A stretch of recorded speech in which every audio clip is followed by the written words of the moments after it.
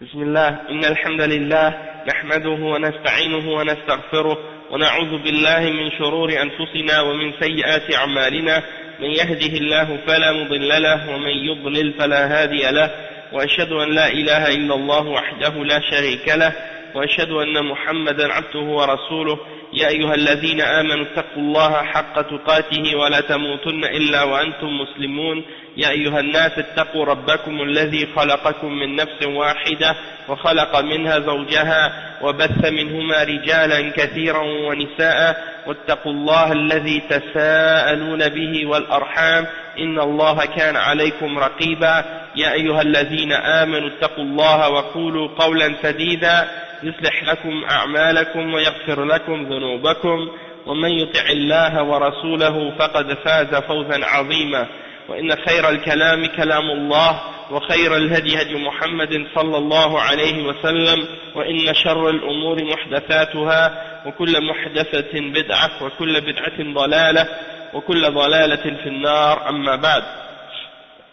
Donc aujourd'hui on commence le cours numéro 16 dans l'explication de des 40 hadiths de l'imam al-Nawawi, al-Arba'oun al-Nawawiyya, et aujourd'hui donc on est dans le hadith numéro 6 dans l'explication de Cheikh Salih al-Fawzan. Et donc le hadith numéro 6 c'est un hadith très important, très intéressant aussi, et on va lire ensemble qu'est-ce que le Cheikh al-Fawzan a dit à propos de ce hadith là. On va lire le hadith en premier. Le hadith c'est quoi? C'est un hadith qui dit عن النعمان بن بشير رضي الله عنه تعالى ورضي الله تعالى عنهما قال سمعت رسول الله صلى الله عليه وسلم يقول إن الحلال بين وإن الحرام بين وبينهما مشتبهات لا يعلمهن كثير من الناس فمن اتقى الشبهات استبرأ لدينه وعرضه ومن وقع في الشبهات وقع في الحرام كالراعي يرعى حول الحمى يوشك أن يرتع فيه ألا وإن لكل ملك حمى ألا وإن لكل ملك حمى ألا وإن حمى الله محارمه ألا وإن في الجسد مضغة إذا صلحت صلح الجسد كله وإذا فسدت فسد الجسد كله ألا وهي القلب رواه البخاري ومسلم. Donc ça c'est un hadith qui est rapporté par al-Bukhari et Muslim, et ce hadith il est rapporté selon An-Nu'man ibn Bashir. Dans ce hadith An-Nu'man ibn Bashir il dit qu'il a entendu le messager d'Allah sallallahu alayhi wa sallam qui disait que le halal il est clair et le haram il est clair, et entre les deux il y a des choses qui sont un peu floues, qui sont un peu ambiguës, que très peu de gens connaissent. Il n'y a pas beaucoup de gens qui connaissent ces questions là qui sont entre les aspects clairs du halal et du haram. Donc disons que il y a des choses qui ne sont pas claires pour certains. Il y a beaucoup de gens qui comprennent pas qu'est-ce qui a rapport avec ces choses-là, est-ce que c'est halal ou haram. Mais celui qui, comme le prophète sallallahu alayhi wa sallam dit, faman ittaqa shubuhat, celui qui fait attention et qui s'éloigne des shubuhat, des aspects qui sont ambigus et qui sont pas clairs, alors il est resté propre, il s'est gardé propre et innocent de tout ce qui pourrait l'atteindre de haram dans sa religion et de ce qui pourrait nuire à son honneur également. Et celui qui est tombé dans les shubuhat, il est tombé dans le haram. Celui qui tombe dans les choses qui sont douteuses, qui sont ambiguës, alors lui il est tombé dans le haram. C'est comme le berger, lorsqu'il va paître avec son troupeau près d'une clôture ou près d'un terrain qui est interdit, et bien plus qu'il s'approche de ce terrain-là avec son troupeau, plus que il y en a parmi les animaux de son troupeau qui risqueraient d'aller manger sur ce terrain-là qui est interdit, et donc ça c'est l'exemple que le prophète sallallahu alayhi wa sallam a donné à ce sujet-là, au sujet du fait de s'approcher de ce qui est haram, et il a mentionné par la suite que dans le corps, il y a un morceau. Si ce morceau-là il est bon, le reste du corps sera bon, et si ce morceau-là il est mauvais, le reste du corps sera mauvais, ou le reste sera mauvais, et c'est ce morceau-là, c'est le cœur. Donc comme on l'a dit, c'est rapporté par Al-Bukhari et Muslim, et c'est un hadith qui renferme beaucoup de significations très importantes dans la religion musulmane, et on va lire ensemble des explications de Cheikh Al-Fawzan à ce sujet-là. Donc le Cheikh Al-Fawzan il dit An-Nu'man ibn Bashir radiyallahu anhuma huwa wa abuhu Bashir ibn Amr al-Ansari صحابيان قال سمعت رسول الله صلى الله عليه وسلم يقول إن الحلال بين وإن الحرام بين فالحلال بين فيما نص الله تعالى عليه في القرآن أنه حلال أو نص عليه صلى الله عليه وسلم كما في قوله تعالى أحلت لكم بهيمة الأنعام فالله جل وعلا نص على حل بهيمة الأنعام وهي الإبل والبقر والغنم وما تولد منهما ومثل قوله تعالى وأحل الله البيع وحرم الربا فالبيع حلال وما لم يشتمل فالبيع حلال ما لم يشتمل على غرر أو غش أو خداع وهو من أطيب المكاسب فما نص الله جل وعلا على أنه حلال يأخذه الإنسان ولا يتحرج منه. Le Cheikh Al-Fawzan il explique qu'An-Nu'man ibn Bashir, lui An-Nu'man ainsi que son père Al-Bashir sont deux compagnons du prophète Muhammad sallallahu alayhi wa sallam, ce sont deux parmi les sahaba. Donc An-Nu'man ibn Bashir c'est un sahabi et Bashir qui est son père, il s'appelle Bashir ibn Amr al-Ansari, lui aussi c'est un sahabi. Donc le père et le fils sont des sahaba, et c'est pour ça que quand on mentionne son nom, quand on dit An-Nu'man ibn Bashir, on dit au lieu de dire radiyallahu anhu, on dit radiyallahu anhuma, parce que tous les deux étaient des sahaba, le père et le fils. Et ensuite le cheikh il dit, j'ai entendu le messager d'Allah sallallahu alayhi wa sallam dire, le halal est clair et le haram est clair. Donc certes, ce qui est halal, le halal il est clair, il a été clarifié, et qu'est-ce qui est le haram, il a été clarifié. Donc le cheikh explique que qu'est-ce qui est halal, c'est ce qui a été clarifié par un texte de la part d'Allah subhanahu wa ta'ala dans le Coran qui mentionne que cette chose elle est halal, ou bien un texte du prophète Muhammad sallallahu alayhi wa sallam dans la sunna qui mentionne que cette chose elle est halal. Comme Allah subhanahu wa ta'ala dit dans le verset 1 dans Surat Al-Ma'idah, وَحِلَّتْ لَكُمْ بَهِيمَةُ الْأَنْعَامِ. Les bêtes, les bétails, des animaux de bétail ont été rendus halal pour vous. Et qu'est-ce que c'est Bahimatul An'am? C'est des catégories de bêtes ou d'animaux que les gens domestiquent et qu'ils utilisent soit pour la reproduction, ou pour leur lait, ou pour leur peau, ou pour leur viande, comme les chameaux, les vaches et les chèvres.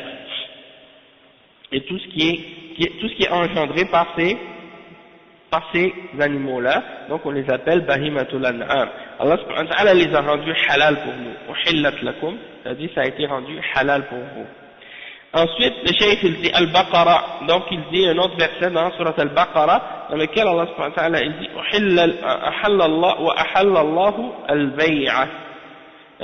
Donc, ça veut dire quoi ce verset-là? Ça veut dire, ça c'est le verset 275 dans Surat Al-Baqara, ça dit que le commerce a été rendu halal pour vous. Uhillat lakum bahimatul an'am. Donc, le commerce a été rendu halal pour vous, et le cheikh il dit que donc le commerce, tant qu'il ne comprend pas rien de tricherie ou de trahison ou de tromperie, alors dans ce cas-là, c'est une des meilleures formes de subsistance, ou un des meilleurs moyens pour gagner sa vie, c'est de faire du commerce.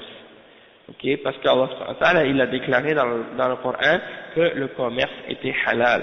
Ok, et ensuite le cheikh il dit que tout ce que Allah a indiqué dans les textes, dans sa révélation comme étant halal, alors l'être humain peut le prendre et il n'y a aucun problème pour lui de le prendre puisque c'est quelque chose permis pour lui.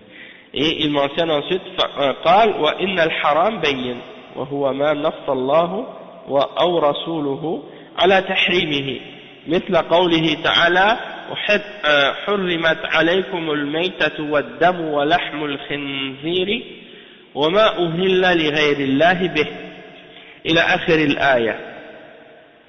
قوله تعالى وقوله تعالى ولا تقتلوا النفس التي حرم الله إلا بالحق فالله حرم قتل الأنفس المعصومة بغير حق.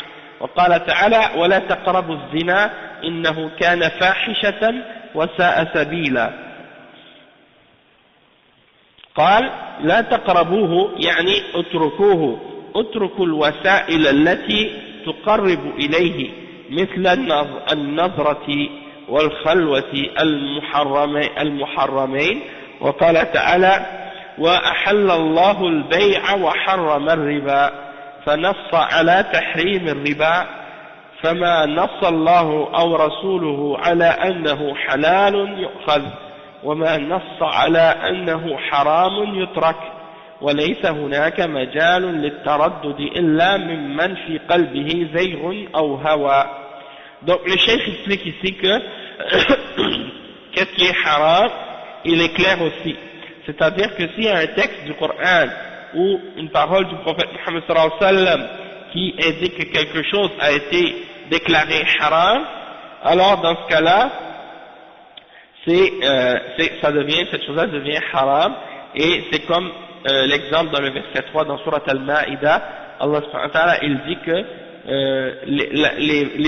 les animaux morts, c'est-à-dire les animaux qui sont morts, mais qui sont pas morts parce qu'on les a égorgés, qui sont morts soit de mort naturelle ou de maladie, ou qu'il y a une autre bête qui les a tués, ou un accident, ou des choses comme ça, ces bêtes-là sont des bêtes mortes, on les appelle al-mayta. Donc ces choses-là ont été déclarées haram, de même que le sang, de même que la viande de porc, de même que ce qui a été égorgé pour autre que Allah subhanahu wa ta'ala, c'est-à-dire que des mouchriquines les ont égorgés ou sacrifiés au nom d'une autre divinité, au nom d'une idole, ou au nom d'un wali, ou au nom d'un djinn, ou au nom d'autre que Allah. Donc ça c'est un animal qui est haram pour nous. Donc ça c'est des exemples de choses que Allah a déclarées clairement dans le Coran comme étant haram, de façon explicite. Jusqu'à la fin du verset 3, on retrouve d'autres exemples aussi.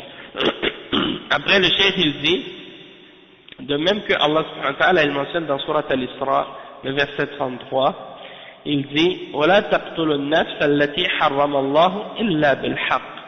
Ne tuez pas la personne que Allah subhanahu wa ta'ala a interdit de tuer, excepté pour un droit. Et le cheikh explique que Allah subhanahu wa ta'ala il a interdit de tuer l'âme qui est protégée, sans qu'il y ait un droit. Donc de tuer un individu musulman, ou bien de tuer un kafir qui est sous la protection d'un pacte ou d'une entente avec les musulmans, c'est haram de le tuer, parce qu'il est protégé. Et là, le haqq c'est, le droit c'est quoi?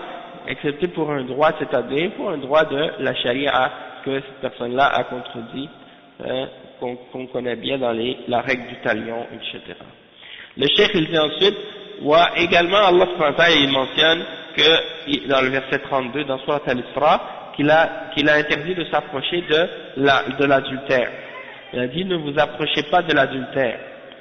C'est certes une grande turpitude et une voie ou un sentier très mauvais. Wala taqrabu zina. Et le cheikh il dit aussi, il mentionne donc que Allah subhanahu wa ta'ala a interdit le zina, et qu'il a interdit non seulement de faire le zina, mais il nous ordonne d'abandonner tous les chemins ou tous les moyens, toutes les voies qui pourraient nous rapprocher de qu'est-ce qui a rapport avec le zina. C'est-à-dire comme par exemple an-nazra, c'est-à-dire de regarder qu'est-ce qui est haram et de s'isoler, hein, de s'isoler avec une femme dans un endroit fermé, dans un endroit clos, ou bien de rester seul avec une femme dans un tête-à-tête, une femme qu'on a le droit d'épouser. Hein, ça c'est ce qu'on appelle al-khalwa, et ça c'est haram. Donc ces deux choses-là sont des moyens vers le zina, et al-khalwa, et donc c'est pas seulement le zina qui est haram, mais tout ce qui peut amener au zina, et donc le fait le regard et le fait de rester seul avec une femme en tête à tête, ou de rester isolé avec une femme, ça c'est des choses qui peuvent amener au zina, et donc c'est haram. Après le cheikh il mentionne le verset qu'on a mentionné tout à l'heure, 275, dans lequel Allah subhanahu wa ta'ala dit wa ahallallahu al-bay'a wa harrama al-riba. Donc Allah a permis le commerce et il a interdit le riba. Donc ça c'est la preuve que le riba il est haram, avec un texte clair d'Allah subhanahu wa ta'ala et de son messager sur le fait que le commerce est halal, on a le droit de le prendre, mais le riba est haram et on n'a pas le droit de faire ce qui a rapport avec le riba, on doit l'abandonner. Et le cheikh il dit que quand il y a un texte clair qui nous dit que quelque chose en particulier est halal, on peut le prendre, que peu importe qu'est-ce que c'est, et quand il y a quelque chose qui nous interdit dans un texte quelque chose et qui nous dit que c'est haram, eh bien il faut l'abandonner. Et le cheikh il dit il ne faut pas hésiter. Une fois que quelqu'un a su que quelque chose est haram, il ne faut pas hésiter de l'abandonner.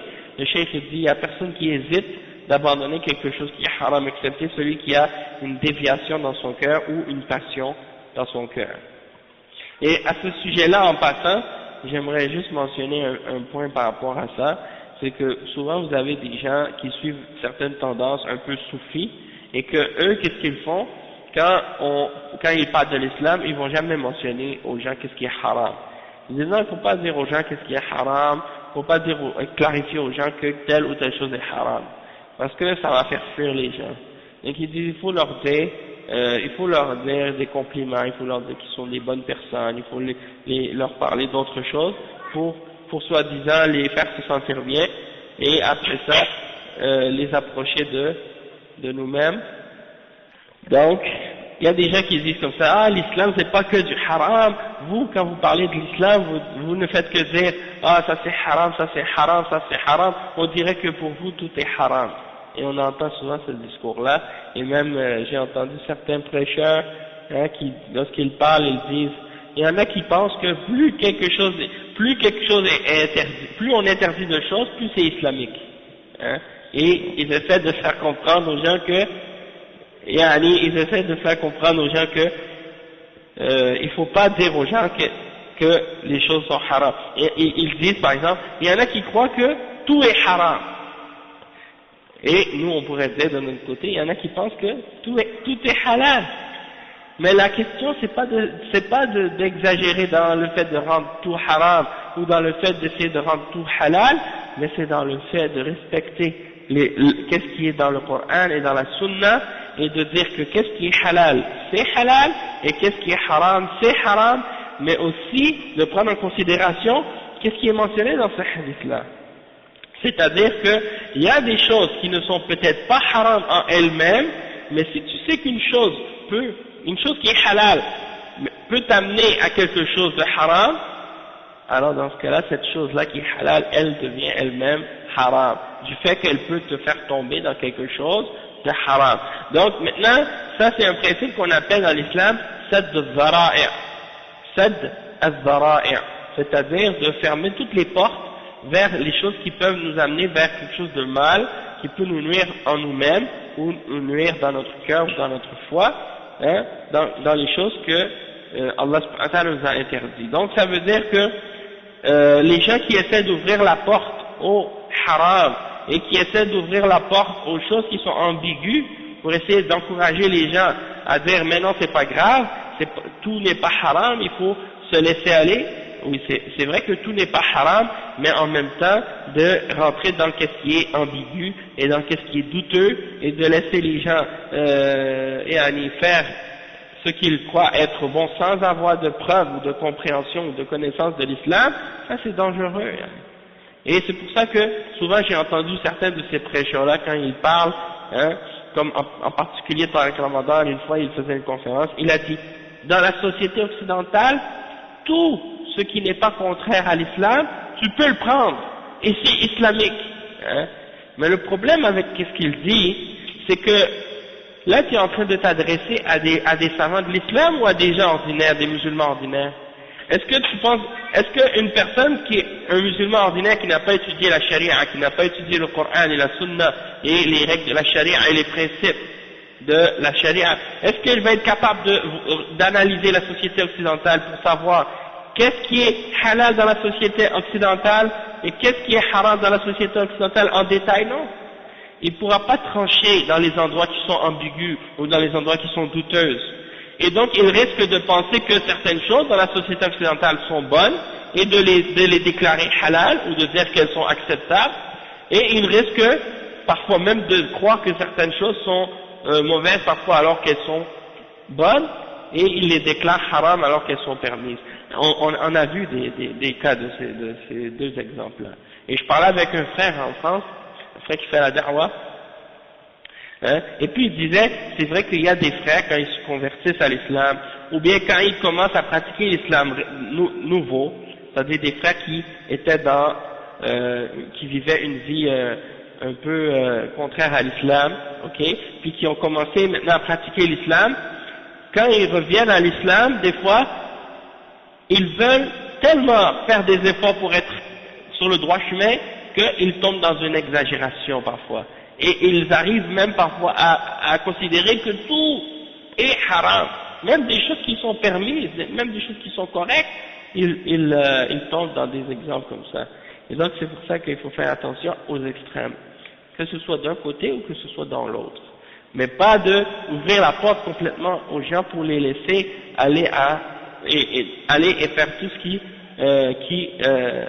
qui leur tente, ou tout ce que les shaitans essaient de les séduire à faire, surtout dans les choses qui ont rapport avec la société occidentale, parce qu'il y en a qui essaient de donner aux musulmans une bonne conscience dans le péché qu'ils font, pour essayer de leur enlever le remords, ou pour essayer de leur enlever la culpabilité lorsqu'ils font des péchés, de leur dire ouais non c'est correct, on a le droit d'être ici, on a le droit de prendre tout ce qui est dans la société, même si on n'est pas même si on n'est pas certain que c'est en accord avec l'islam, c'est pas grave. Donc il faut faire attention à ces choses-là. Et le cheikh il dit donc, justement, le point dont on veut parler, c'est ce point-là. Donc le point dont on vient d'expliquer un petit peu quelques exemples, c'est ce point-là. Le cheikh il dit وقال وبينهما أمور مشتبهات. يعني هناك أمور مشتبهات بين الحلال والحرام ولا يدرى هل هي من الحلال أو هي من الحرام لأنها تنازع فيها الأدلة، أدلة تدل على أنها حلال وأدلة تدل على أنها حرام. وعليكم السلام ورحمة الله وبركاته. وعليكم السلام ورحمة الله وبركاته. بلال كيف الحال أخي؟ بخير؟ الحمد لله الحمد لله. لأنها تنازع فيها الأدلة، أدلة تدل على أنها حلال وأدلة تدل على أنها حرام، وهذا مما اختلف فيه العلماء، فبعضهم أفتى بجوازه وبعضهم أفتى بتحريمه، نظرا لأن كل واحد منهم رجح جانبا من الدليل، فهذا مشتبه لا يدرى هل هو من الحلال أو هو من الحرام، فإنه يترك من باب الاحتياط والتورع حتى يتبين أمره، فإن تبين أنه حرام يترك نهائيا، وإن تبين أنه حلال أخذ. أما ما لم يتبين وهو مشتبه فإن الورع والاحتياط ترك هذا الشيء. Donc le cheikh explique ici, il dit qu'il y a des choses qui sont ambiguës entre le halal qui est clair et entre le haram qui est clair, c'est-à-dire qu'est-ce qui est permis qui est clair et qu'est-ce qui est interdit qui est clair et textuellement mentionné de façon explicite dans les textes du Coran et de la Sunna, hein, entre ces deux-là, il y a des choses qui sont, il y a disons une zone grise, hein, il y a des choses qui sont, disons, ambiguës pour beaucoup de gens. Ces choses-là, elles sont, en fait, elles sont claires pour ceux qui ont la science, pour ceux qui ont de la compréhension, pour ceux qui ont de la connaissance de l'islam. Mais pour ceux qui ne connaissent pas l'islam comme il faut en détail, de façon approfondie, ces choses-là peuvent paraître ambiguës et peuvent paraître douteuses. Et donc, le cheikh il dit qu'il y a des choses, des aspects parmi ces choses-là que certaines personnes ignorent. Est-ce que c'est halal ou haram? Il y en a qui ne peuvent pas savoir lequel est. Est-ce que c'est halal ou haram? Soit que ce soit des choses, ou soit que ce soit des situations. Hein? Des fois, il y a des gens, c'est pour ça qu'on appelle les ulama, il faut leur poser la question. Parce que souvent, on est dans une situation, on veut faire quelque chose, on ne sait pas. On n'est pas capable de trancher clairement, est-ce que c'est halal ou est-ce que c'est haram. Hein? Donc c'est pour ça. Et le cheikh il dit que il y a différentes, il donne des exemples, il donne un exemple pourquoi ces choses-là sont ambiguës, pourquoi ces choses-là sont pas claires ou sont pas douteuses pour tout le monde. Une des raisons, c'est que parfois c'est des questions au sujet desquelles il y a des preuves qui sont mentionnées qui sont contradictoires, dans le sens que certaines preuves montrent que cette chose-là elle est halal, tandis que d'autres preuves montrent que cette chose-là elle est haram. Et donc ça fait partie des choses au sujet desquelles les savants ont divergé entre eux. Certains ont donc fait des fatwas pour dire que c'est permis, d'autres ont fait des fatwas pour dire que c'est interdit, parce que chacun d'entre eux a eu une façon différente d'analyser les preuves et de déterminer quelle position était plus proche de la preuve par rapport à l'autre. Donc dans des situations comme ça, certains vont pas être capables de savoir qu'est-ce qui est halal et qu'est-ce qui est haram dans des questions pareilles. Parce que c'est pas tout le monde qui est capable de distinguer entre les preuves et laquelle est authentique, laquelle n'est pas authentique. Parfois il y a un savant qui s'est basé sur un texte ou une preuve, mais le texte sur lequel il s'est basé, c'était pas un hadith qui était authentique. Parfois, le hadith il est authentique, mais un il l'a compris d'une façon, l'autre il l'a compris d'une autre façon.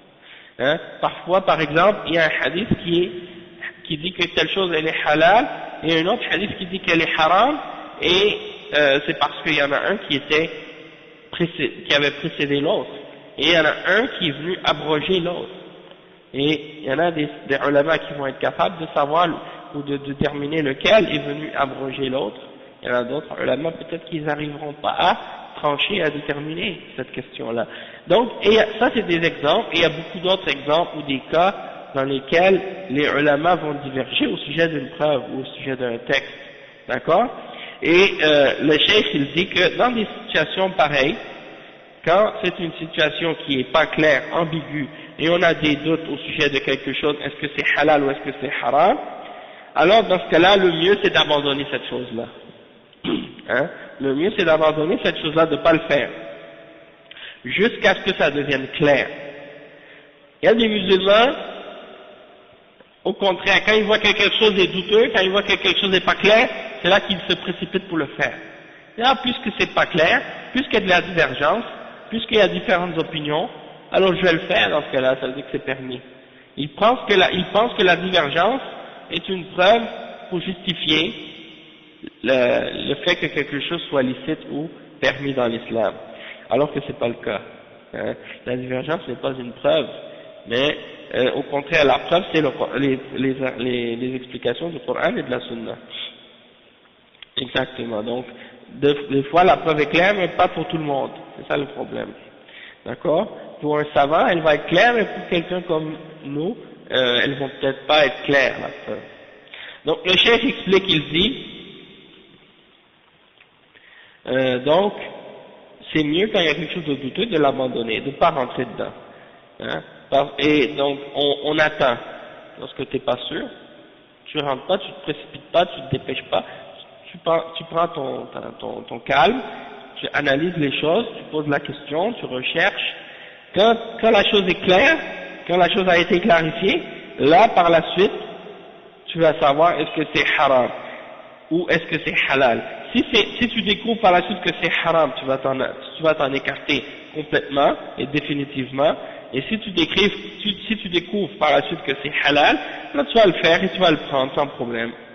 Hein? Mais tant que tu n'as pas découvert ou compris clairement est-ce que quelque chose est halal ou haram et que quelque chose est douteux pour toi, alors dans ce cas-là, le mieux à faire c'est de t'en écarter pour préserver ta religion et ton honneur et de rester loin de cette chose-là.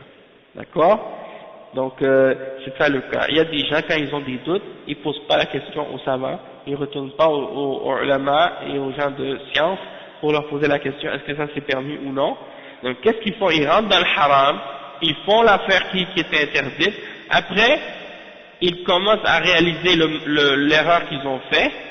Là ils téléphonent à un savant, ils disent Cheikh, j'ai fait telle ou telle chose, est-ce que maintenant j'ai réalisé que qu'est-ce que j'avais fait c'est haram, qu'est-ce que je dois faire maintenant pour réparer mon erreur?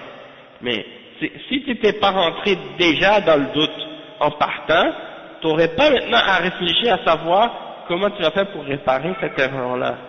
Bon, l'erreur est humaine, mais il faut éviter les erreurs. Comme on dit en français, il y a un slogan, un proverbe qui dit « prévenir c'est guérir ».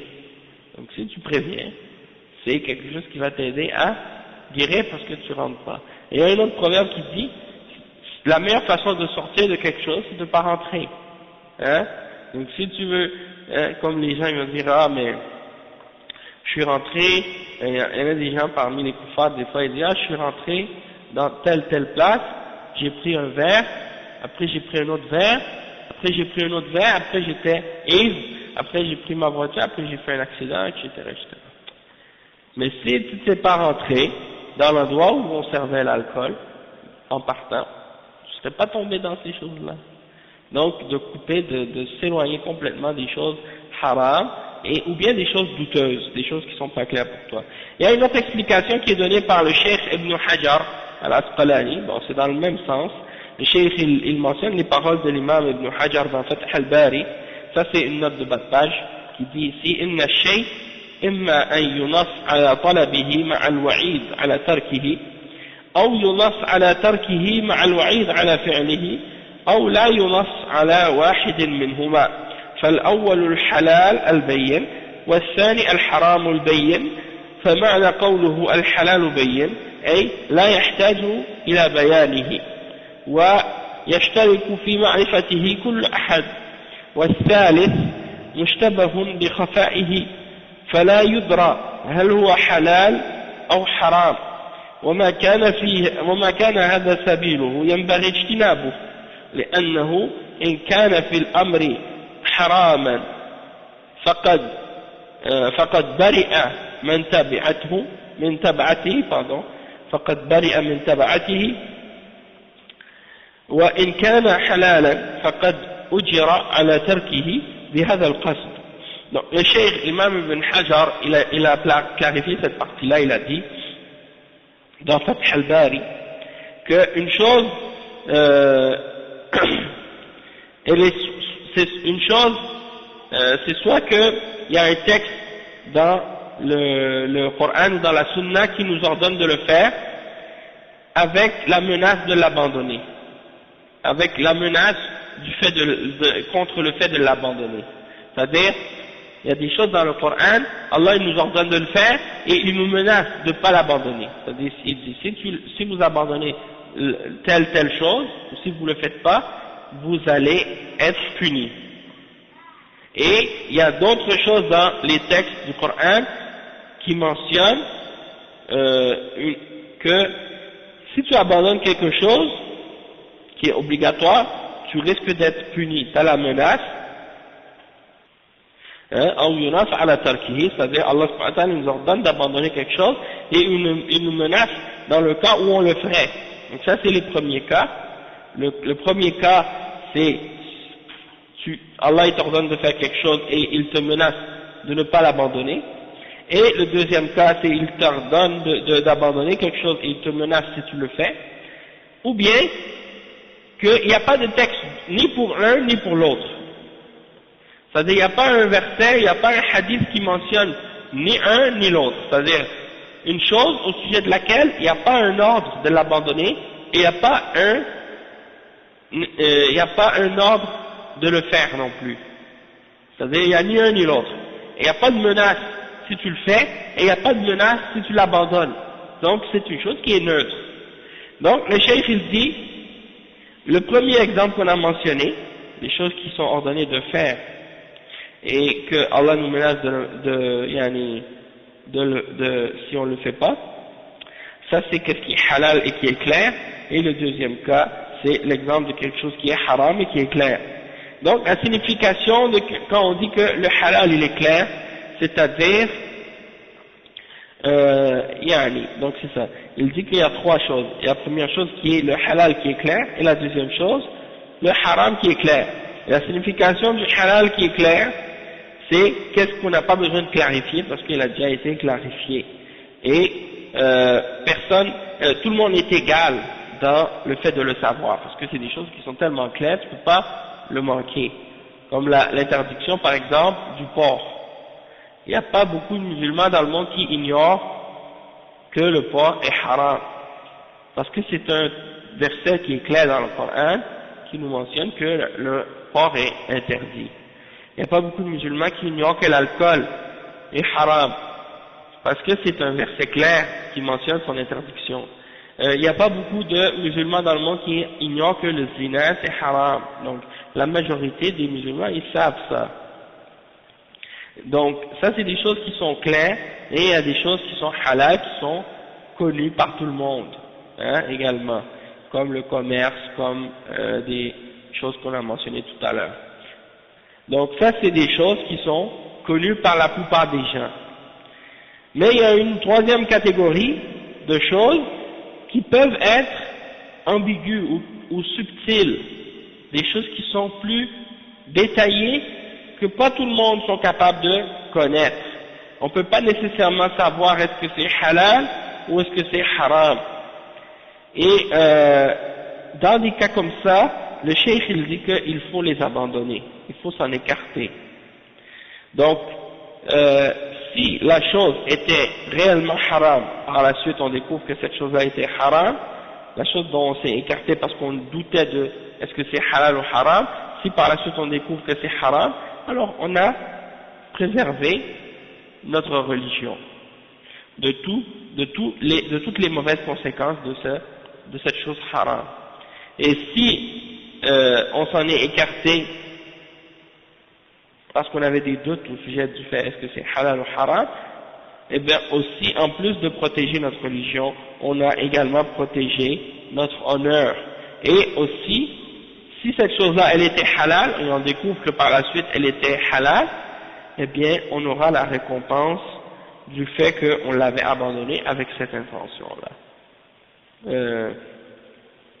Oui, si cette chose-là elle était halal, alors tu auras la récompense de l'avoir abandonné avec cette intention-là, même si c'était halal.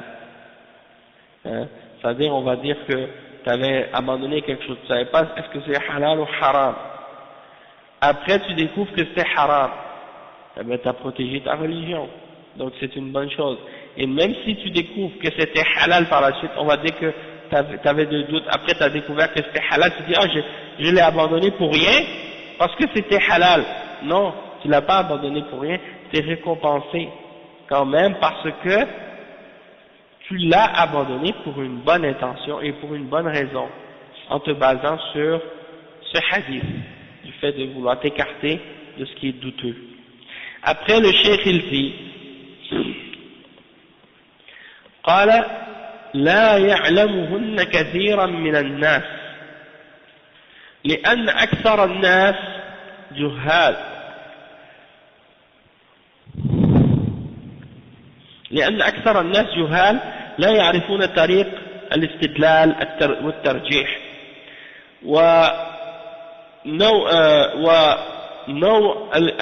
ونوع الأدلة ونوع الاستدلال. وقوله لا يعلمهن كثير من الناس دل على أن القليل من الناس يعلمهن وهم الراسخون في العلم، يعلمون هذه المشتبهات هل هي من الحلال أو من الحرام، وذلك بما أنعم الله عليهم من العلم والفهم ومعرفة قواعد الاستدلال والترجيح. فمن تبين له أنها حلال أخذها، ومن تبين له أنها حرام تركها، ومن اشتبه عليه الأمر فإنه يتوقف عنها. وهذا هو الموقف من المشتبهات. ولهذا قال صلى الله عليه وسلم فمن اتقى الشبهات أي جعل بينه وبينها وقاية وهي الترك فقد استبرأ لدينه وعرضه، أي نزه دينه من أن يتناول الحرام ونزه عرضه أيضا من أن يتكلم الناس فيه. Donc le cheikh explique, il dit que il y a une catégorie donc qui est douteuse ou qui est ambiguë, qui est pas claire, et il y a beaucoup de gens qui ne les connaissent pas ces aspects-là, qui connaissent pas les détails, à savoir est-ce que c'est halal ou est-ce que c'est haram, ces choses qui sont ambiguës. Pourquoi? Parce que le cheikh il dit parce que la plupart des gens sont ignorants. La majorité des hommes sont ignorants. Ils ne connaissent pas les voies qu'on doit utiliser pour arriver à connaître les preuves d'une chose, ou comment faire le tarjih, comment arriver à comprendre laquelle de deux positions différentes, laquelle de deux positions est la bonne entre les divergences entre les ulama. Lorsqu'il y a des divergences entre les ulama par rapport à des textes de la sharia, il n'y a pas beaucoup de gens qui savent comment faire le tarjih et comment savoir laquelle des deux positions est la bonne selon les principes de l'islam et les catégories de preuves qui sont acceptées dans l'islam et l'authenticité des hadiths, etc. Donc il y a peu de gens qui connaissent les détails de ces choses-là, et donc c'est pour ça que la majorité des gens ne connaissent pas le verdict au sujet des choses qui sont plus ambiguës. Et le cheikh il dit là, il y a beaucoup de gens qui ne connaissent pas ces questions-là.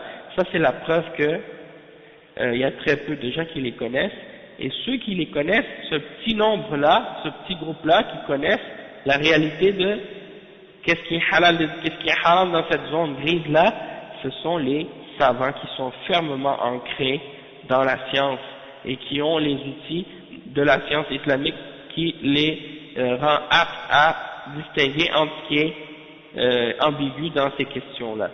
Donc, le cheikh il dit, ces savants-là, qui sont les savants qui sont fermement ancrés dans la science islamique, ceux-là, ils savent qu'est-ce qui est halal et haram dans les choses ambiguës et dans les choses qui ne sont pas claires. Ils savent est-ce qu'elles sont halal ou est-ce qu'elles sont haram. وذلك بما أنعم الله عليهم من العلم والفهم. Et ça, comment ils font pour distinguer entre ce qui est halal et ce qui est haram? C'est à cause de la science et de la compréhension qu'Allah subhanahu wa ta'ala leur a donné, et également à cause de la connaissance qu'ils ont des règles des règles qui se rapportent à la façon dont on peut extraire les preuves des textes, et comment on fait le tarjih, c'est-à-dire comment on arrive à déterminer quelle position est vraie en faisant les preuves qui sont présentées, en regardant les différentes positions des ulama, puis en analysant les preuves pour essayer de savoir quelle position est plus proche de la vérité. Donc il y a peu de gens qui savent comment faire ça, et ce sont ceux qui savent le faire, ce sont les ulama qui sont très fermement ancrés dans la science islamique. Donc du moment qu'un de ces savants-là a réussi à clarifier qu'une chose est halal, il l'apprend. Et du moment qu'il a réussi à clarifié qu'une chose elle est haram, alors il la jette ou il la délaisse, il la fait pas. Et s'il a un doute ou s'il y a quelque chose qui est pas clair pour lui, il s'arrête, hein, il avance pas, il ne fait pas. Et ça c'est la position qu'on doit adopter face aux choses qui sont douteuses ou des choses qui sont ambiguës, qui sont pas claires pour nous dans la religion. Et c'est pour ça que le prophète Muhammad sallallahu alayhi wa sallam a dit, celui qui s'écarte ou qui fait attention de ne pas tomber dans les shubuhat, dans les choses qui sont pas claires, alors celui-là, il a pris un moyen de se protéger dans sa religion, c'est en abandonnant les choses douteuses. Hein? Alors celui-là, il a préservé sa religion et son honneur. Il a gardé son innocence en préservant sa religion et son honneur, en abandonnant les choses douteuses dans la religion. Et donc lui, il a purifié sa religion de toute chose haram. Et il a purifié son honneur de tout ce que des gens pourraient dire à son sujet, du fait que on aurait pu commencer à l'accuser d'être rentré dans des choses douteuses. Et en s'écartant des choses douteuses, il a préservé son honneur. فمن ترك المشتبهات حصل على هاتين الخصلتين أو الخصلتين براءة الدين يعني طهارته ونزاهته وطهارة العرض وهاتان مزيتان عظيمتان توجبان على الإنسان أن لا يتعجل في الأمور حتى يتبين له أمرها وإذا رأى الناس يختلفون فيها فهذا يفتي بأنها حلال وهذا يفتي بأنها حرام توقف وابتعد عنها لأن الخلاف في هذا دليل على أنها مشتبهة. Donc on voit l'explication du cheikh ici qui nous explique l'attitude du musulman face à des situations pareilles. Le cheikh il dit que donc celui qui s'est écarté des choses douteuses qui ne sont pas claires, il a atteint deux choses. Il a atteint deux particularités, deux caractéristiques. La première, c'est qu'il a gardé sa religion, il est resté innocent dans sa religion, il est resté pur et propre dans sa religion. Il a gardé sa religion propre, il a gardé sa religion pure. Parce qu'il s'est écarté des choses douteuses. Deuxièmement, il a préservé son honneur pur. Son honneur est resté pur. Et le cheikh il dit ces deux caractéristiques-là sont deux grandes caractéristiques qui font en sorte qu'un être humain ne doit pas se précipiter dans les choses qui ne sont pas claires pour lui. S'il y a quelque chose qui n'est pas clair pour toi, ne te précipite pas. Et si tu vois qu'il y a des gens qui divergent, un tel cheikh il donne une fatwa et il dit que telle chose elle est halal, et tu vois un autre cheikh qui dit qu'elle est haram, alors toi tu t'arrêtes. Quand tu vois ça, tu t'arrêtes. Tu t'avances pas. Hein? Tu t'éloignes au contraire de cette chose-là. Parce que, le cheikh il dit le fait qu'il y ait ce genre de divergence, c'est la preuve que cette chose-là elle est douteuse. Le fait qu'il y ait ce genre de divergence, c'est la preuve que cette chose-là elle est douteuse. Et donc il ne faut pas se précipiter. Mais les gens qui cherchent à suivre leurs désirs et leurs passions, quand ils voient qu'il y a une divergence entre les savants, au lieu de s'arrêter, au lieu de s'écarter, au lieu de s'éloigner, et puis de dire, moi je vais faire attention, pour pas tomber dans les choses douteuses, eh bien ils utilisent ça comme un argument pour dire, ah mais ça veut dire que c'est permis. Ah, s'il y a une divergence, un qui dit que c'est permis, l'autre qui dit que c'est pas permis, ça veut dire qu'on a le droit de le faire, puisque de toute façon, il y en a qui disent, puisque de toute façon, il y a quand même un savant qui a dit que c'est permis, et donc j'ai le droit, je vais le suivre celui-là. Hein? Et donc, il dit, je vais le suivre celui-là, comme ça je peux dire qu'il y a quelqu'un avant moi qui a dit la même chose que moi. Mais c'est pas suffisant. C'est pas suffisant juste de savoir qu'un savant l'a dit avant toi. L'important, c'est de savoir est-ce que ce que ce savant-là a dit était en accord avec les preuves et les textes du Coran et de la Sunna ou en contradiction. Et de savoir est-ce que c'était plus proche de la vérité ou non. Donc, le cheikh il dit, من قال ومن وقع في الشبهات وقع في الحرام ومن وقع في الشبهات وقع في الحرام. إذا تساهلت في الشبهات وأخذتها وقلت ما دام فيها خلاف فلا بأس فيها، فهذا يجرك إلى أن تقع في الحرام، لأنك إذا تساهلت في المشتبهات تساهلت في الحرام الصريح، وهذا خطر عظيم.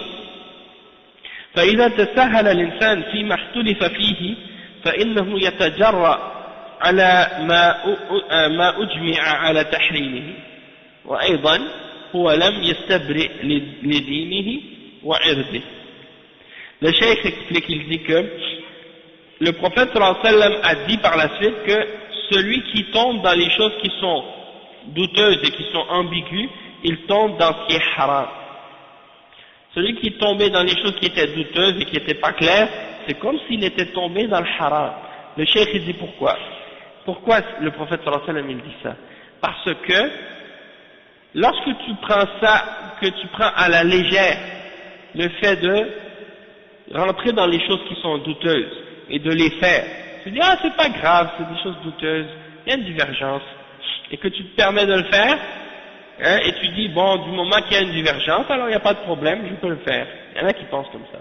Le cheikh il dit non, si tu penses comme ça, c'est des choses comme cette attitude là va te faire tomber dans le haram. Parce que lorsque tu trouves des choses douteuses, tu prends ça à la légère, puis tu te laisses aller, tu dis ah c'est pas grave, hein, tu dénigres la situation et tu dis c'est pas grave, je rentre dans les choses douteuses. Et bien quand il y a quelque chose qui va être clairement haram par la suite, tu vas faire la même chose, tu vas prendre ça à la légère et tu vas dire ah mais c'est pas grave, c'est juste un petit haram, hein? Il y en a qui vont dénigrer le péché qu'ils font pour essayer de dire comme si c'est pas si grave que ça, je vais le faire. Et donc le fait que tu t'es laissé aller dans les choses douteuses, par la suite tu fais quelque chose de plus grave et puis tu le prends pas avec un regard important, tu diminues la gravité de ce que tu fais, et ça c'est très dangereux, le cheikh il dit, parce que du moment que quelqu'un il se laisse aller dans les choses qui sont sur lesquelles il y a des divergences, il se laisse aller dans ces choses-là, il risque de tomber, comme on l'a dit, dans les choses qui sont claires et que tout le monde est d'accord que c'est haram par la suite. Il va oser dépasser les limites d'Allah subhanahu wa ta'ala par la suite. Et donc, par conséquent, il ne va pas protéger sa religion, il ne va pas garder sa religion pure et propre, et il ne va pas non plus protéger son honneur. وهذا من الآفات الموجودة في الناس الآن، فبعضهم يقول ما دام في ذلك خلاف فليس علي حرج أن آخذ بأي قول شئت من الأقوال. نقول لا، بل عليك أن تتحرى الحلال، لأن فعلك هذا قد يضرك إلى الوقوع في الحرام، ولا تستبرئ لدينك ولا لعرضك، والخلاف لا يصور لك الوقوع في هذا الشيء. Le cheikh explique ici un point, il dit que ça fait partie des malheurs qui sont répandus actuellement chez les gens, chez les musulmans en général. Les gens aujourd'hui, c'est comme ça qu'ils pensent. Il y en a qui disent, du moment qu'il y a une divergence, comme on a dit tout à l'heure, donc il n'y a pas de problème, je peux prendre la position que j'aime. C'est-à-dire, il y a un savant qui a dit que c'était halal, il y a un savant qui a dit que c'était haram, donc je vais choisir celle que j'aime, celle qui est en accord avec mes passions, celle qui est en accord avec mes désirs, sans prendre en considération les textes et les arguments et les preuves. Je vais juste suivre qu'est-ce qui fait mon affaire. Et donc, il dit, ça c'est pas grave puisqu'il y a divergence. Et le cheikh il dit non. Hein, il ne faut pas agir comme ça, au contraire il faut chercher ce qui est halal, hein, il faut chercher et faire des recherches pour trouver qu'est-ce qui est réellement halal, parce que si tu agis de la façon dont on a décrit tout à l'heure, du fait de juste prendre la position qui fait ton affaire, et bien ça va t'amener à tomber dans le haram, et tu ne vas pas avoir protégé ta religion ni ton honneur, contrairement à la personne qui prend des précautions justement pour éviter de tomber dans qu'est-ce qui est douteux. Le cheikh dit فالإنسان إذا أراد أن يمر في طريق لا يدري هل هو آمن وخال من قطاع الطريق من قطاع الطرق أو السباع أم لا فإنه يتجنبه لاشتباه أمره عليه واحتمال أن يكون غير آمن وهذا في أمر من أمور الدنيا فكيف في أمر من الدين أو في أمر الدين الذي هو أعظم. فهذا الحديث فيه إثبات الورع والاحتياط وأن الإنسان يحسن به أن يأخذ بالورع والاحتياط لأن ذلك أسلم له وأبعد عن الزلل. Donc le cheikh il explique, il dit que il compare ça, il donne un exemple. Il dit c'est comme quelqu'un qui veut prendre un chemin. Tu vois un petit chemin dans la forêt là, tu sais pas si ça t'amène dans un endroit où il y a des gens qui sont des voleurs ou des gens qui sont des gens dangereux ou bien des animaux sauvages qui pourraient te faire du tort. Tu es douteux, tu es hésitant à prendre ce chemin là. Est-ce que tu vas le prendre ou non? Le mieux c'est de l'éviter, puisque tu risques de rencontrer sur ton chemin des choses qui vont être dangereuses pour toi. Donc, si ça c'est le cas pour les choses de la dunya, que tu vas pas prendre un chemin qui est douteux. Donc, qu'est-ce que tu peux dire des questions qui ont rapport avec la religion qui sont encore plus importantes que les questions de la vie, de la vie d'ici-bas. Donc, qu'est-ce qu'on peut comprendre de ce hadith-là? C'est que dans ce hadith, on comprend que il faut faire attention et prendre des précautions pour éviter les doutes et s'éloigner de tout ce qui est douteux. Et en même temps, al-ihtiyat, c'est-à-dire, tu dis par exemple, je sais qu'il n'y a peut-être pas de danger, mais prendre des précautions pour éviter quelque chose qui pourrait être mauvais, parce que tu as des doutes. Donc c'est ça, al-ihtiyat, c'est de prendre des précautions. Et donc une personne qui prend des précautions et qui fait attention, eh bien il est plus en sécurité que celui qui ne fait pas attention et qui ne prend pas de précautions et puis est plus loin des problèmes. Le cheikh il dit وثم ضرب النبي صلى الله عليه وسلم مثلا محسوسا للذي يقع في الشبهات أنه قد يقع في الحرام فقال كالراعي راعي الغنم يرعى حول الحمى والحمى الشيء الممنوع يسمى حمى وكان من عادة قبائل العرب إذا أصخب موضع من الأرض أنهم يحمون هذا المرعى فلا يقربه أحد ليختص به ليكون لمواشيهم فإذا جاء من يرعى بغنمه حول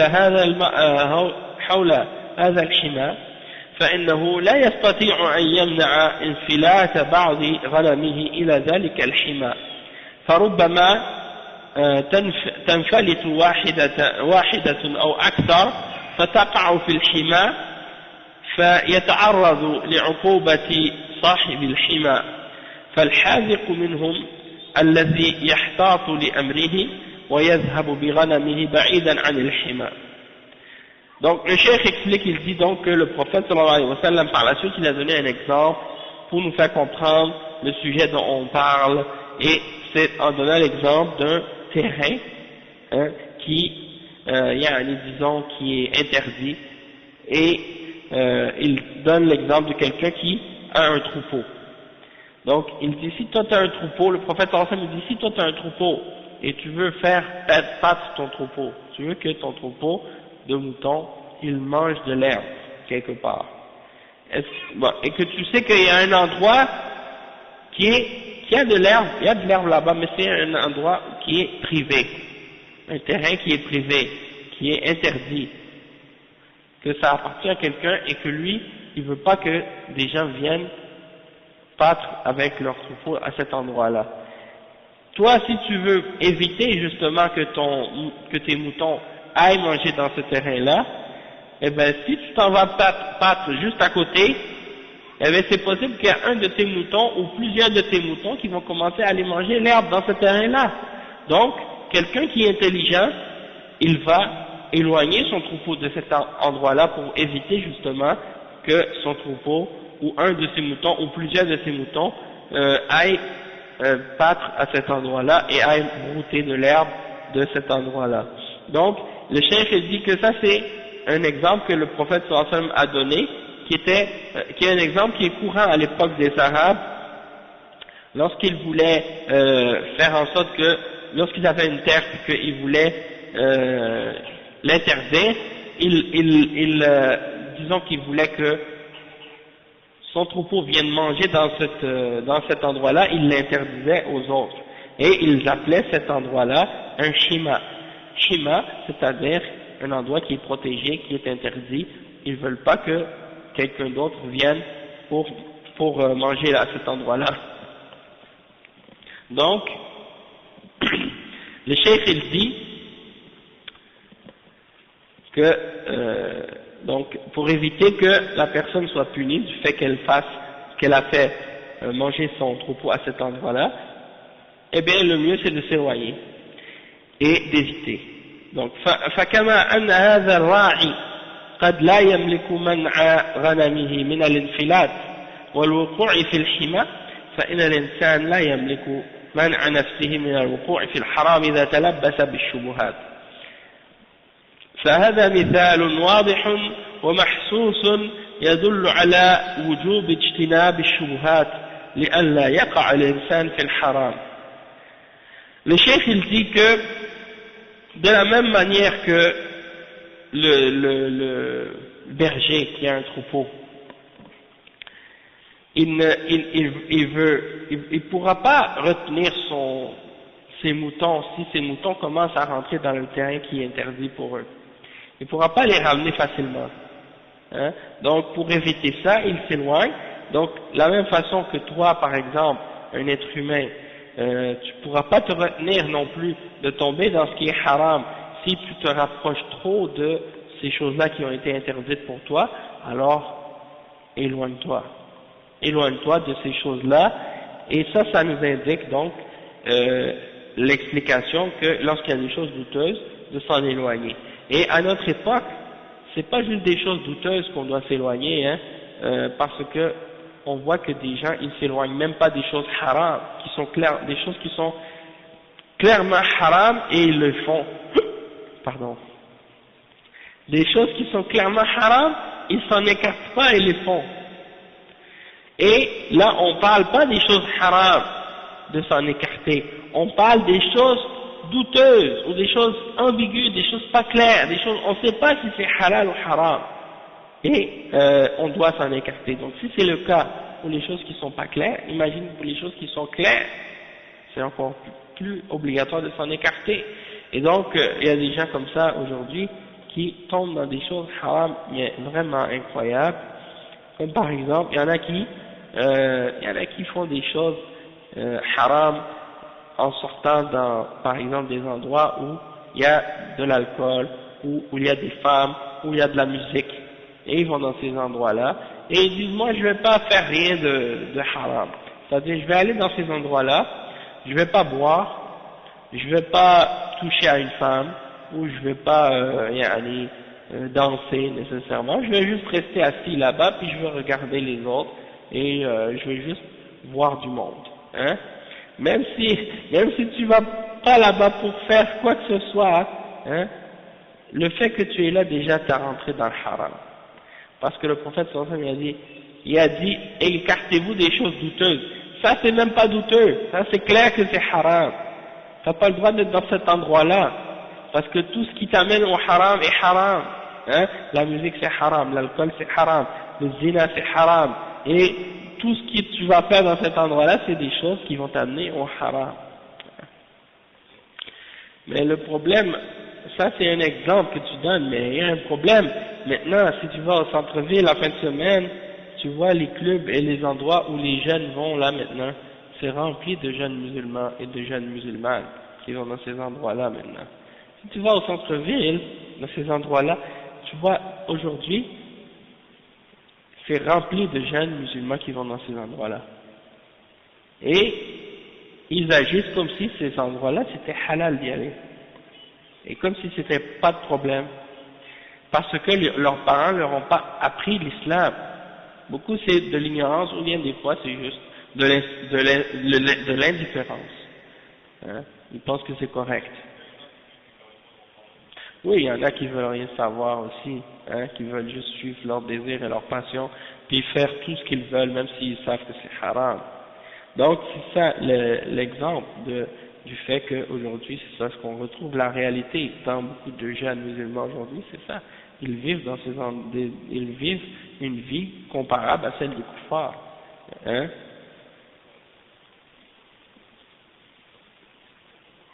Peu importe que ce soit un mariage, que ce soit un baptême, que ce soit n'importe quoi, si quelqu'un t'invite quelque part à quelque chose, et que quand tu arrives là-bas, tu réalises que c'est des choses haram qui se passent, tu n'as pas le droit d'y aller.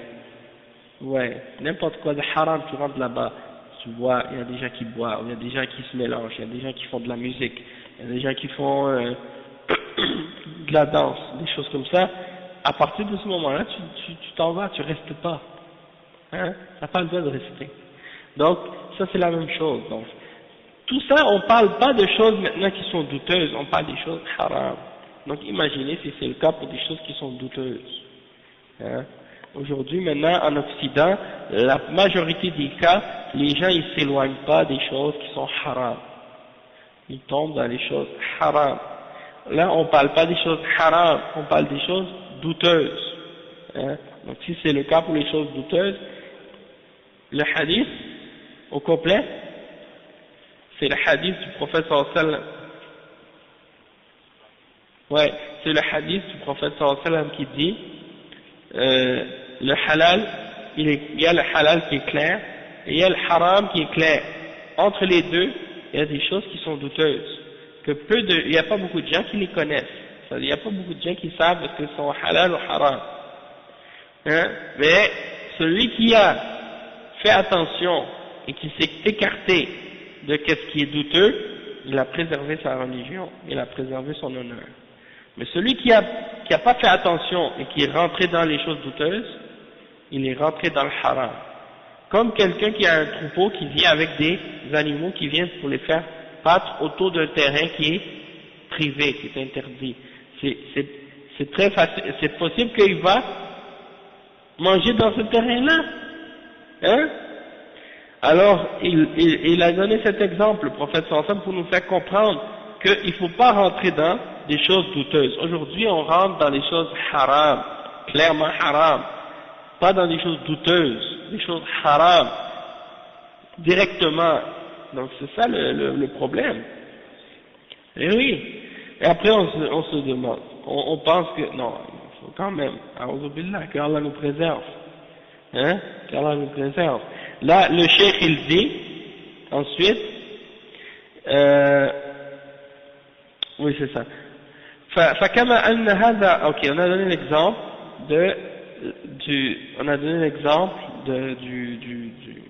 du troupeau et tout ça. Ça c'est un exemple pour nous faire comprendre. Et le prophète sallallahu alayhi wa sallam a donné cet exemple-là qui est un exemple concret et qui est un exemple palpable que les gens connaissent pour nous faire comprendre le danger de tomber dans qu'est-ce qui est douteux parce que ça peut nous amener au haram.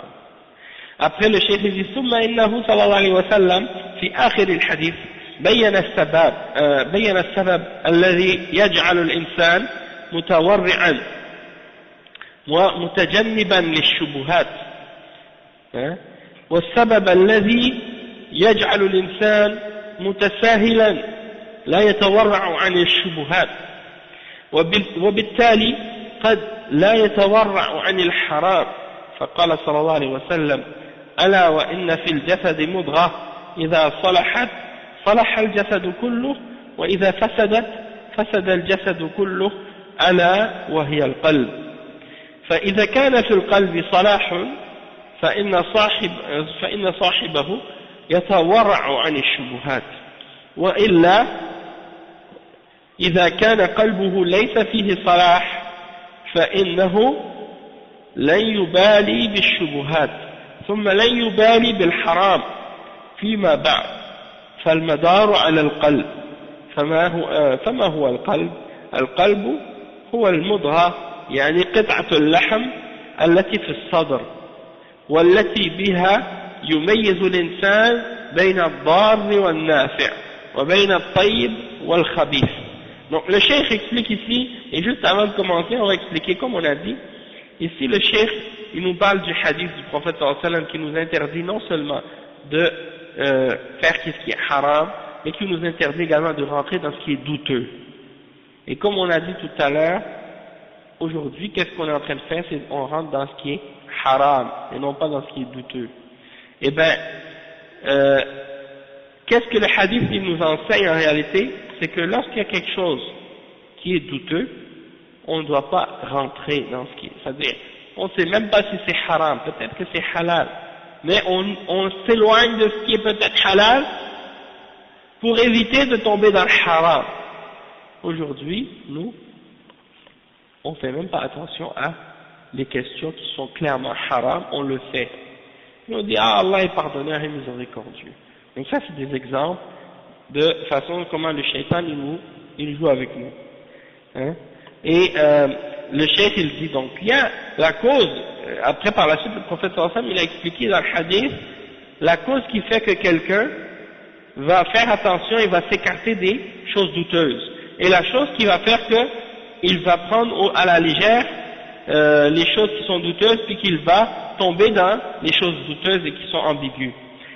Et donc, qu'il risque par la suite de faire ce qui est haram, sans hésitation.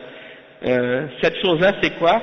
C'est quand il mentionne les paroles du prophète Muhammad sallallahu alayhi wa sallam, lorsque le prophète sallallahu alayhi wa sallam dit, il y a dans le corps un morceau de viande, un morceau de chair, que s'il est bon, le reste sera bon, et s'il est mauvais, le reste sera mauvais. Et c'est le cœur. C'est le cœur.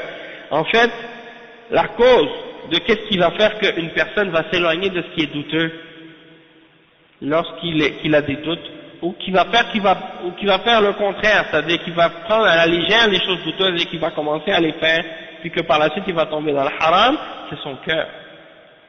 Parce que le cheikh il dit, si son cœur il est bon, alors la personne elle va faire attention à tomber dans les choses qui sont ambiguës, elle va s'écarter des choses ambiguës parce que son cœur est bon. Mais celui que son cœur il est pas bon, son cœur il est mauvais, eh bien il va pas prendre en considération les choses qui sont douteuses, c'est-à-dire il va rentrer dedans sans hésitation, sans problème, sans résignation, sans restreinte, sans se retenir, il va les faire. Et donc, tout tourne autour du cœur en réalité. Tout dépend en fait de la réalité de l'état du cœur de la personne. Si la personne a un bon cœur, et dans son cœur il y a de la foi, alors il va faire ce qui est bon, il y a de la foi dans son cœur, il s'éloigne de ce qui est haram, il s'éloigne de ce qui est douteux. Et celui qui n'a pas de foi ou qui a un cœur qui est mauvais, il va se laisser aller vers ce qui est douteux, se laisser aller vers ce qui est haram.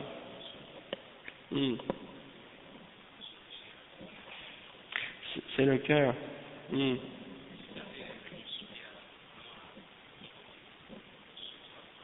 C'est ça. Donc, en fait, pourquoi ce hadith-là, en fait, il vient réfuter les gens de bid'a qui essaient de distinguer entre le cœur et les actions. C'est-à-dire que vous allez trouver des gens qui disent, moi je fais le vol, je tue, je vole, je mange, je fais plein de péchés, je triche, hein, je fais pas mes prières, je porte pas la femme a dit je porte pas le voile, ou bien je fais pas le jeûne de Ramadan, je fais pas ce que je dois faire, mais j'ai un bon cœur.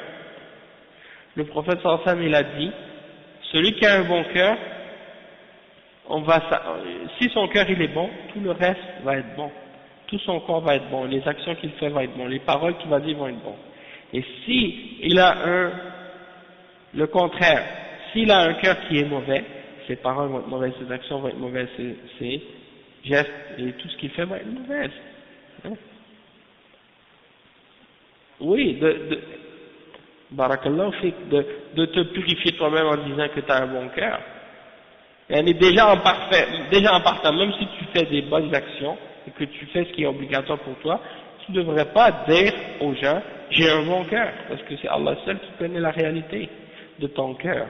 Mais en plus tu fais pas ce que tu dois faire, puis tu fais tout ce que tu dois pas faire, puis tu prétends que tu as un bon cœur, ça c'est contradictoire. Donc c'est ça que le prophète sallallahu alayhi wa sallam est en train de nous dire, hein? Ouais, mais ça dans ce cas-là c'est l'hypocrisie. Tu vois, c'est quelqu'un qui fait la prière, fait le jeûne, fait toutes les adorations, et après, dans son cœur, il croit pas en Allah, il croit pas en l'islam, il fait ça juste pour montrer, eh bien lui c'est l'hypocrite, c'est le munafiq. Donc les deux c'est mauvais, hein, celui qui a un bon cœur et qui montre le contraire, c'est-à-dire celui qui dit qu'il a un bon cœur et qui fait le contraire, c'est contradictoire. Celui qui a un mauvais cœur mais qui fait tout ce qui est bien, hein, c'est-à-dire qui ne croit pas en Allah mais qui montre qu'il est un croyant alors qu'en réalité il n'est pas croyant dans son cœur, ça c'est l'hypocrite. Oui, le munafiqoun, c'est celui qui dit je suis un croyant mais dans son cœur il ne croit pas en l'islam, il fait ça pour tromper les gens, pour faire du mal aux gens. Donc il dit le contraire de ce qui est dans son cœur. Donc ça c'est important de comprendre que non, sur le cœur, non, c'est vrai. Comme le frère il dit, il y a un hadith qui mentionne que la personne lorsqu'il fait un péché, ça met un point noir sur son cœur, puis si il continue à faire un autre péché, ça va faire un autre point noir, puis un autre point noir, puis un autre point noir, jusqu'à ce que son cœur devienne complètement noir au complet, et à partir du moment où il devient complètement noir, il ne peut plus distinguer par la suite entre le bien et le mal, entre qu'est-ce qui est bon et qu'est-ce qui est mauvais. Il devient à l'envers, son cœur devient à l'envers, comme un verre qui est renversé à l'envers, tu peux rien mettre dedans. Hein? Un verre qui est renversé à l'envers, tu peux pas verser de l'eau dedans parce que il est à l'envers. Donc le cheikh il donne donc cet exemple-là. Et si quelqu'un il fait un péché puis qu'il a une tache noire qui se met sur son cœur et qu'il demande pardon et qu'il fait tauba, il se repent, eh bien ce point noir-là il s'efface. Donc il faut toujours purifier notre cœur et se repentir avec la prière, avec les actes de piété, de s'écarter de ce qui est haram. Donc, le cœur c'est ce morceau de chair qui est en nous. Hein? Et donc le cheikh il dit, si tu dis que ton cœur est bon, si tu prétends que ton cœur est bon, tu dois faire les actions qui viennent avec. Et tu dois t'écarter de ce que Allah t'a interdit.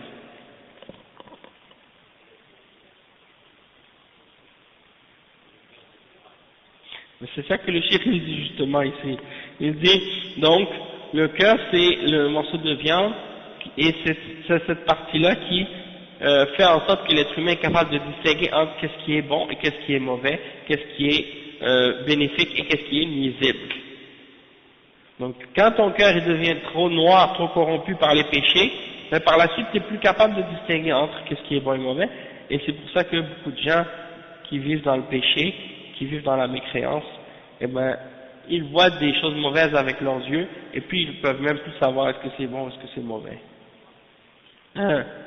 Oui, mais c'est sûr, parce que ces gens-là, déjà avec la drogue, quand ils prennent des gens qui prennent de la drogue comme ça, après ça affecte leur cerveau, ils peuvent plus, par la suite ils n'ont plus un jugement qui est efficace, ils peuvent plus juger bien entre les choses. Ben oui, c'est mauvais. Ça affecte le tempérament par la suite. Le cheikh il dit, قال تعالى فإنها لا تعمى الأبصار ولكن تعمى القلوب التي في الصدور فإذا عمي القلب وقع الإنسان في الشرك والكفر والمفاسد وإذا كان في القلب بصيرة فإنه يتجنب هذه الأشياء فالمضار على القلب. Le cheikh il dit que Allah il dit dans le verset 46 dans Surat Al-Hajj, ce n'est pas les yeux qui sont aveugles, mais c'est le cœur qui s'aveugle, le cœur qui est dans les poitrines qui s'aveugle. Donc le vrai aveuglement, le fait d'être réellement aveugle, c'est pas de ne pas pouvoir voir avec ses yeux, mais plutôt d'avoir le cœur aveugle. C'est ça le vrai aveuglement, d'être réellement aveugle. Et donc le cheikh dit que si quelqu'un a le cœur aveugle, alors il va tomber dans le shirk, il va tomber dans le kufr, il va tomber dans toutes les choses mauvaises, et il va même pas réaliser que c'est quelque chose de mauvais. Hein. Et si un cœur est éclairé et clairvoyant, alors il va s'écarter de toutes ces choses-là. Donc tout tourne autour du cœur.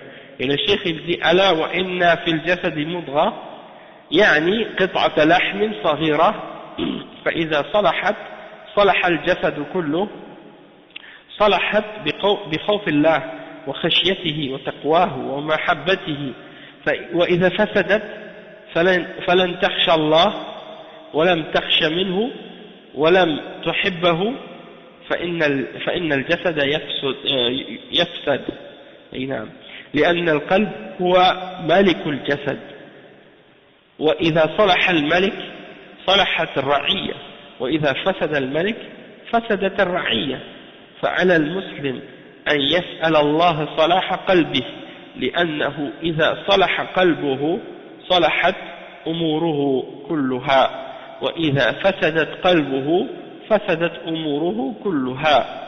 Le cheikh il dit ici que il y a dans le corps un morceau, c'est-à-dire un morceau de chair qui est petit, que s'il est mauvais, eh bien tout le reste du corps va être mauvais. Et comment il va être, et s'il est bon, tout le reste du corps va être bon. Comment il va être bon? C'est en ayant la crainte d'Allah, en ayant peur d'Allah subhanahu wa ta'ala, en s'écartant de ce qu'Allah interdit, et en faisant ce qu'Allah ordonne, et en aimant Allah subhanahu wa ta'ala. Donc, lorsque quelqu'un fait ça, son cœur devient propre, devient bon. Et lorsqu'il devient corrompu, son cœur, eh bien c'est parce qu'il n'a pas craint Allah, il n'a pas eu peur d'Allah, il n'a pas aimé Allah subhanahu wa ta'ala. Alors dans ce cas-là, tout son corps devient corrompu, parce que le cœur c'est comme le roi dans le corps. Et si il est bon, alors le reste va être bon. C'est comme un roi dans un royaume. Si le roi il donne des ordres à ses soldats puis qu'il est bon, il va ordonner des bons ordres et les gens vont faire le bien. Et si il est mauvais, toute la population vont suivre dans le mal également. Et ça c'est l'exemple par rapport au cœur, par rapport aux membres. Bien entendu, dans la réalité, un roi peut être bon alors que le peuple est mauvais, et ça peut être le contraire aussi. Puis il y a d'autres différences par rapport aux dirigeants ou au roi, par rapport à la population, du fait que Allah subhanahu wa ta'ala et le prophète sallallahu alayhi wa sallam nous interdit d'obéir à un dirigeant qui nous ordonne de faire un péché, tandis que ton cœur, s'il ordonne à ta main de faire quelque chose de haram, ta main peut pas résister à ton cœur. Tandis que si un roi te dit vole ou tue ou fait quelque chose de haram, toi tu as le droit, tu as la conscience, tu as la volonté de t'abstenir de faire ce péché-là. Donc il y a une différence quand même entre le roi et la population et le cœur et les membres du corps. Mais le cheikh donne cet exemple-là pour nous faire comprendre qu'il y a un lien entre le cœur et les gestes qu'on fait. Tu peux pas faire des choses mauvaises si tu dis ton cœur est bon, c'est contradictoire. Donc, le cheikh il donne cet exemple-là. Après il dit وَلِهَذَا كَانَ النَّبِي صلى الله عليه وسلم يكثر من قول يا مقلب القلوب والأبصار ثبت قلبي على دينك تقول له عائشة رضي الله عنها في ذلك فيقول لها يا عائشة وما يؤمنني وقلوب العباد بين إصبعين من أصابع الرحمن إذا أراد أن يقلب قلب عبد قلبه فالقلوب بيد الله عز وجل. Il dit, le cheikh il dit que c'est pour ça que le prophète sallallahu alayhi wa sallam faisait constamment le dua. Il disait souvent, ô toi qui fais tourner les cœurs et la vue, raffermis mon cœur sur ta religion. Et Aïcha radiallahu anha, elle demandait au prophète sallallahu alayhi wa sallam à ce sujet-là, pourquoi le prophète sallallahu alayhi wa sallam, elle demandait pourquoi le prophète sallallahu alayhi wa sallam faisait constamment ce dua. Et le prophète sallallahu alayhi wa sallam lui répondait en disant, ô Aïcha, qui va me préserver ou me garder en paix alors que alors que les cœurs des serviteurs d'Allah sont entre deux parmi les doigts de Allah subhanahu wa ta'ala, le Ar-Rahman, c'est Allah. Donc Allah, il a entre deux de ses doigts le cœur de ses serviteurs et il peut les faire tourner comme il veut. Ça, il les fait tourner comme il veut. Donc, le prophète sallallahu alayhi wa sallam faisait toujours le dua pour demander à Allah subhanahu wa ta'ala de raffermer, de garder son cœur ferme sur la religion. Ya muqallib al-qulub, thabbit qalbi ala dinik, tout le temps. Et donc c'est pour ça que nous, à notre époque aussi, il faut toujours demander au prophète, demander à Allah subhanahu wa ta'ala, comme le prophète Muhammad sallallahu alayhi wa sallam le faisait, de garder notre cœur ferme sur la vérité, ferme sur la religion. Et le cheikh dit pour terminer, فعلى الإنسان أن يسأل الله أن يهدي قلبه وعليه أيضا أن يتجنب ما يفسد القلب لأن القلب يفسد بالشبهات والمعاصي وبأكل الحرام فالمعاصي بجميع أنواعها تفسد القلوب النظر إلى الحرام الاستماع إلى الحرام وكل هذا يفسد القلب فإذا نظر الإنسان إلى الحرام فسد قلبه وإذا استمع إلى الغنى والمزامير وآلات اللهو فسد قلبه وإذا وقع في المعاصي فسد قلبه وإذا أكل الحرام فسد قلبه فالإنسان يعمل الأسباب التي يصلح بها قلبه أما حصول الصلاح فهو بيد الله جل وعلا. Donc le cheikh il dit que un homme doit demander à Allah subhanahu wa ta'ala de guider son cœur et il doit s'écarter de tout ce qui peut corrompre son cœur parce que le cœur peut être corrompu et qu'est-ce qui corrompt le cœur? C'est les ambiguïtés, les choses douteuses et les choses ambiguës, les choses qui sont des péchés, les choses comme par exemple de manger des choses haram comme du riba ou des choses de nourriture qui ne sont pas halal ou bien de faire des péchés en général, ça c'est des choses qui peuvent corrompre ton cœur. Donc toutes les catégories de péchés peuvent corrompre ton cœur. Le fait de regarder quelque chose de haram, le fait d'écouter la musique ou des choses haram, le fait de manger des choses haram, tout ça, ça peut corrompre ton cœur. Donc si quelqu'un regarde qu'est-ce qui est haram, ça corrompt son cœur. S'il écoute des chansons, de la musique ou des instruments, des choses comme ça, ça corrompt son cœur. S'il tombe dans des péchés, ça corrompt son cœur. Et s'il mange des choses haram, que ce soit de la nourriture ou du riba ou d'autres choses, ça aussi ça corrompt son cœur. Donc l'être humain doit prendre les causes nécessaires et faire les moyens nécessaires pour purifier son cœur, et une fois qu'il a fait ce qu'il faut pour s'écarter de ce qui est haram et pour faire ce qui est ordonné par Allah subhanahu wa ta'ala, alors son cœur va être propre, il va être pur, va être nettoyé. Amma husul as-salah fa huwa bi yadillah. Mais pour avoir ce cœur-là qui est propre et qui reste pur et qui reste loin des péchés, et bien ça c'est uniquement Allah subhanahu wa ta'ala qui peut te le donner, c'est-à-dire qui peut faire que ton cœur reste droit. Et c'est pour ça que tu dois demander à Allah de le purifier, de le garder droit, de faire que ton cœur soit ferme sur la vérité. Ça c'est par la permission d'Allah et par l'ordre d'Allah subhanahu wa ta'ala. Donc, oui, donc on va s'arrêter ici, Inch'Allah, pour aujourd'hui.